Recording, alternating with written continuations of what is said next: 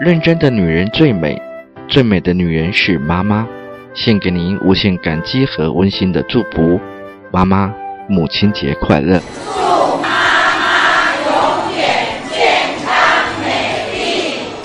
今天是市公所举办101年模范母亲以及孝行楷模还有表演表扬大会。